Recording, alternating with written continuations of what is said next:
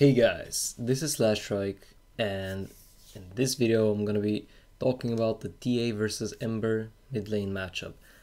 We're gonna have 4 clips of me playing against the student. Student is Ancient4, and this first clip is gonna be me on TA, him on Ember, and then we basically swap the heroes twice and we swap sides. So here he pops Flame Guard, and I use the glyph to basically protect the creeps from the Flame Guard.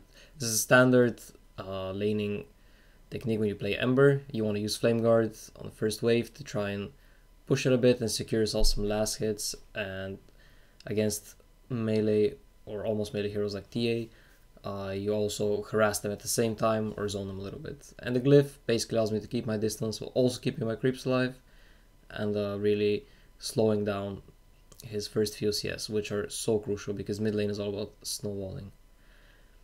He used the chains here to get some damage on me because the creeps are also hitting me, which is good, but on the other hand, he didn't actually secure any last hits or denies with those chains. Here I missed both range creeps, pretty bad of me, little bit not my best game in this particular match.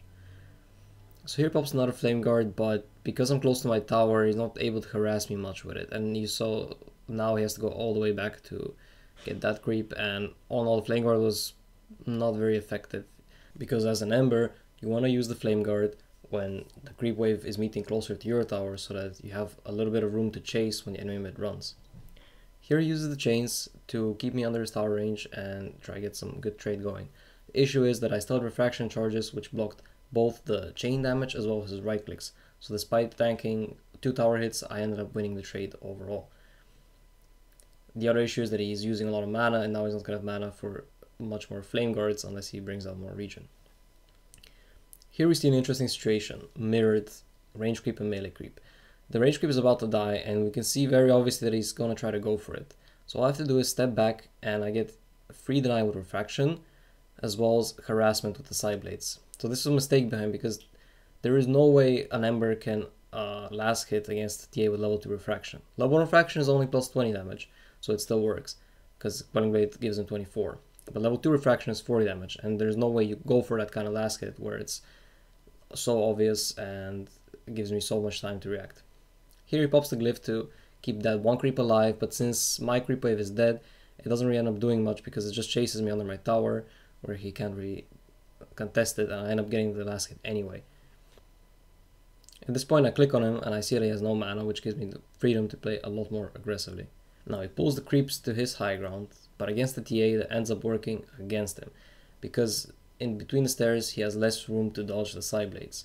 He runs down to give himself a little bit more space, but what ends up happening is that I immediately punish this by standing between him and his tower, and at this point he's just out of position, and being lower HP without mana, not able to trade, I can just run him down. Now we reverse the matchup and it's me playing the Ember. I expect him to do the same trick with the Flame Guard glyph counter, so I immediately start running at him and try to get as much harassment on him as possible. He ends up not using the glyph and denying the range creep, which kinda sucks for me, but he does take a lot of damage in the process, and I am still able to get all 3 melee creeps as well as the deny. So all in all, it's a win for me in the first creep wave, considering that he also misses these last hits under the tower. The next creep wave also meets under his tower, and this is in my favor because my Flame Guard is still on cooldown, which means I would have a hard time contesting these last hits. And with my creep wave dying quickly to his tower, he has to choose between either harassing me or getting those last hits before the tower gets them. Notice my positioning to the side here, making sure I cannot get hit by side blades.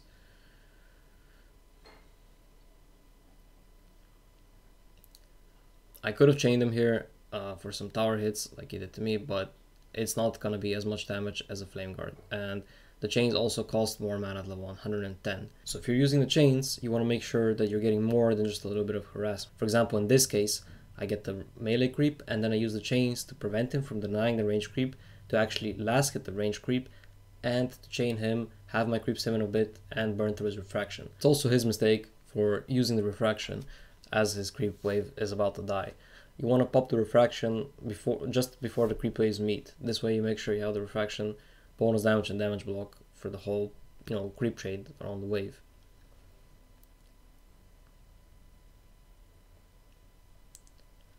Notice I'm level 3 and I still have mana for at least 2 spells, like 2 Flame Guards or Flame Guard and Chains. My creep wave died here and he still has 3 creeps left, which means there's gonna be a wave and a half coming for him. I solve in preparation and I want to use Flame Guard to zone him and then pick up all these melee creeps as well as the double range creep. I end up overdoing it a little bit and going way too aggressive. I even missed my chains, and at this point I'm committed too deep and I should die. He messes up though by trying to go for the side blades instead of just hitting me, and then also level up and manage to use one sleight of fist for a bit of bonus damage and then up killing him. But it was his mistake, and if he played it normally, I would have died there. The reason being that I wanted to harass him, but I didn't actually finish his creeps yet, so I was tanking his creep waves as well as his hits. This time I get a superior block, and you'll see the huge advantage this gives me. When I pop my Flame Guard, I'm actually standing between him and his tower, which allows me to chase him really far and deal a lot of damage with it. This time he does pop the glyph to keep his creep wave alive a little bit, but because I already harassed him so much, he's now half HP and it's hard for him to contest the last hits.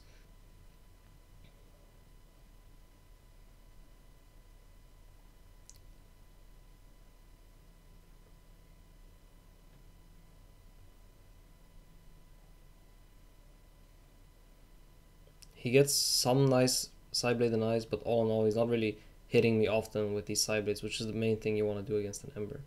I mess up here by tanking some tower hits, and he capitalizes on this opportunity to just hit me because he knows I'm on his high ground, his creep wave is coming before mine, so he can just start hitting me and I have to run, which gives him even more extra hits on me.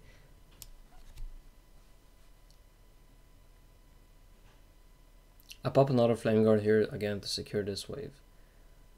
What he should be doing here is try to deny and harass me with sideblades at the same time. Instead he tries to last hit but misses it and then also takes some damage. I end up getting a full wave and I'm looking pretty good in CS now, bringing out my Bazzi. My Flame Guard is on cooldown for 15 seconds, so I want to play careful until it's ready.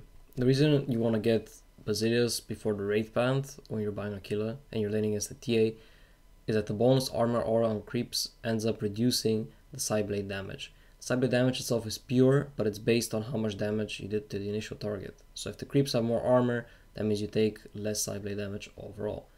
This makes Bazzi really good on the lane against TA. Chased me a little bit here, he gets like one hit in, but he's not really in position to try to get the sideblades off of the denies here. Pop Flame Guard again, this time it's level 2 and I can chase him pretty deep. Here he just goes for the trade with Meld, which doesn't really make any sense. I take a step back, hit the chains, and it's just easy for his blood because he tanks the full Flame Guard. It's just a bad idea to mana fight the Ember during Flame Guard because not only you're taking damage from the Flame Guard, but your creep wave is also dying to it, which means soon enough you're also going to be tanking Ember's creep wave. This is the last matchup with me playing the TA again.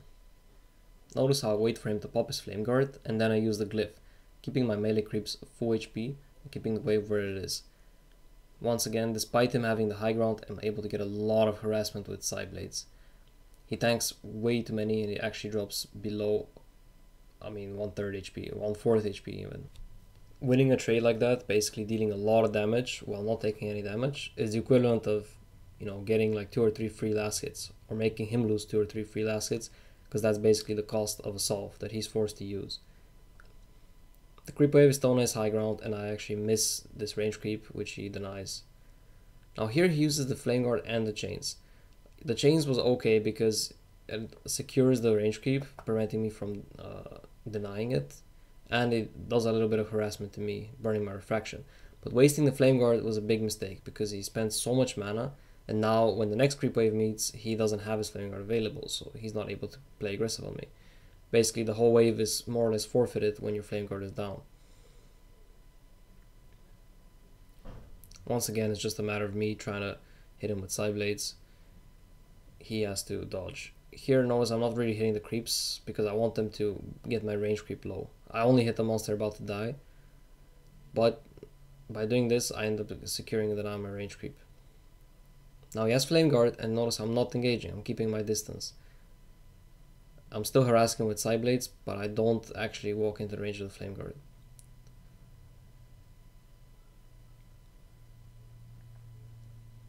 Another technique I'm using is basically walking back and forth all the time to make it more difficult for him to, position himself to dodge the side blades, because he doesn't know where exactly I'm going to run to. If you're always standing still and then suddenly you run to a spot to try and hit something, you're basically making very obvious to the enemy mid what you're trying to do, and it's much easier to counter. Here I kind of mess up. He instantly burns the refraction with Flame Guard, so I just again take a step back. I still have the offensive refraction charges, so I'm able to deal some damage and get some more last hits, but all in all I don't want to trade with him. I get money from my Aquila, I send it out, and I'm just blocking for the next wave. Again, this is a wave where his Flame Guard is still cooldown, so I have the advantage in this wave. Keeping my distance, just farming, and I'm trying to hit him with the refraction hits. I end up connecting with 2, I also get the range creep. I missed the range creep deny, there was no reason for that, but at this point he brings out yet another solve. I try to get this range creep under the tower. Here he uses chains to block me under the tower. He also blocks me with Flame Guard, which ends up being nice, but then he overcommits, and the problem is he's actually tanking the creep wave. We both end up being super low and just taking a step back, but because he had to spend way more money on region already, I'm just ahead in items right now because I have more last hits and I spent less gold on solves up to this point. Click on him to check how much mana he has, and I notice he has only mana for one spell, but then he pops a mango and he steps into the fog to solve. Also notice how he's keeping his distance to make absolutely sure he can get his solve cancelled by side blades. I end up hitting him with more side blades anyway, and again this is just his mistake, not positioning properly to dodge them. Especially this one was really obvious. I'm obviously gonna go for the last hit, it's the only creep around, and he could simply not stand in range of it. Even though he just used the solve, he's already super low again. In fact, he almost died to that hit. And this is just due to tanking way too many side blade hits. You basically have to have this in your mindset as the Ember when you play this lane. If you have Flame Guard, you're stronger, so you can get aggressive and force the TA back. When you don't have Flame Guard and you're not able to actually go in, just keep your distance and don't tank any side blade hits. Here he uses the chains to get the tower to hit me, but I just hit him back, and at this point with level 3 refraction I already hit very hard as well as the side blade.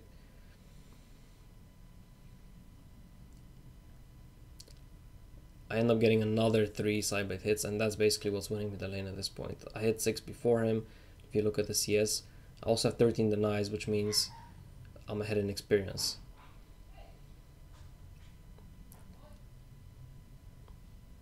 The lane gets super hard for pretty much any hero against TA when TA gets level 6, because the traps are impossible to deal with in the early game.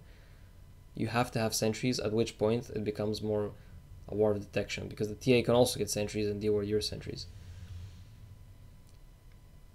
I missed this trap, which ends up costing me a little bit.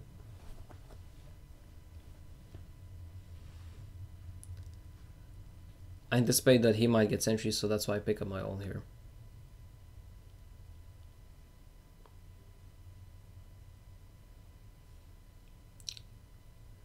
He actually didn't have a sentry. The only reason he was able to kill that trap was because Ember has a decent attack speed for a mid melee hero. So it was barely in time. But generally speaking, the fade time is quick enough that most heroes cannot hit the trap twice to kill it in time before it fades into invis. Notice I pop my trap and I don't actually run at him. I just try to get side blade hits in. Because he's so slow from the trap, it's pretty easy to actually hit those side blades. At this point I'm just winning the lane because of so much regen that he was forced to buy, and he's still low. He misses the chains, goes for kind of a desperation play, but it's not even close because I started refraction and fairy fire already. That's it guys, thanks for watching. If you would like to see these kind of videos live, you can check out my Twitch channel. I'm always streaming my coaching sessions. You can also see the vault for this one, it's under the highlights. Also, of course, if you're interested in coaching yourself, make sure to check out my Gamer Sensei webpage, or just contact me and we can do these kind of 1v1 mid lane matchups. We can do side lane matchups, real games, replay analysis, a lot of stuff. If you're interested, just let me know. Always have room for more students. Also check out my site, Dota Guides, and follow me on social media, subscribe on YouTube, all that stuff, of course. Thanks for watching, and see you guys in the next video.